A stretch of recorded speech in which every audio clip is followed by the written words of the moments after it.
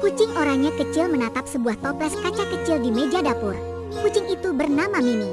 Suatu hari, Mimi, kucing kecil yang penasaran, melihat sebuah toples kecil di dapur. Ia pun ingin masuk ke dalam toples tersebut. Setelah Mimi berada di dalam toples, ia pun bingung karena tidak dapat keluar dari toples. Mimi pun hanya bisa menangis dan berharap ada yang menolongnya. Saat pemiliknya datang sepulang bermain, ia kaget dan tersenyum melihat Mimi. Ia pun langsung menolong Mimi. Sejak itu, Mimi tak lagi penasaran pada toples.